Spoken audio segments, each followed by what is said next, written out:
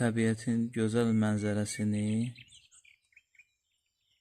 müşahidə etdiyim zaman yadıma Qur'an-ı Kərimdə Nisa surəsinin 78-ci ayəsində gözəl bir ayə yadıma düşdü. Allah Təbarək və Teala həmin bu Nisa surəsinin 78-ci ayəsində belə buyurur. Euzu billahi mineşşeytanirracim. Bismillahirrahmanirrahim. فَمَا لِهَؤُلَاءِ الْقَوْمِ لَا يَكَادُونَ يَفْقَهُونَ حَدِيثًا صَدَقَ اللّٰهُ الْعَلِيُّ الْعَظِيمُ. Həmin ayədə buyurulur ki, bu qövmə nə olub ki, az qala heç bir söz başa düşməsinlər, anlamasınlar.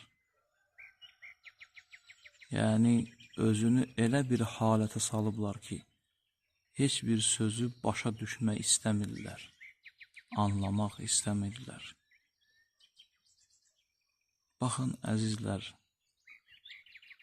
Allahın yaratdığı, Allahın xəlq etdiyi bu gözəllik müqabilində sadəcə olaraq insana bu düşür ki, sakitcə, təmiz zehinlə, təmiz əqllə insan təfəkkür eləsin, Rəbbinin onun üçün sunduğu bu gözəllik müqabilində insan gərək Allaha şükür eləsin. Görün, yer, göy, hər bir yaranan, yəni Allahın xəlq etdiyi bütün canlılar Allahı təsbih edir, Allahı zikr edirlər. Sadəcə olaraq biz insanlar qəflətdəyik, biz insanlar bu həqiqətə vara bilmirik. Və həmçinin də diqqət yetirsəz, görürsünüz ki,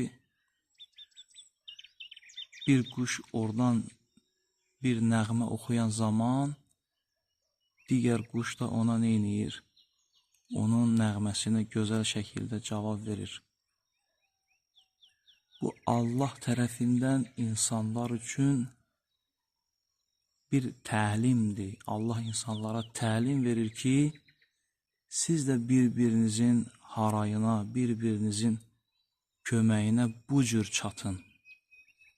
Necə ki, onlar öz nəğmələri ilə bir-birinə səs verirlər, insanlar da gələk məhəbbətdə, sevgidə, dostluqda, sədaqətdə gələk bir-birlərinə bu cür səs versinlər.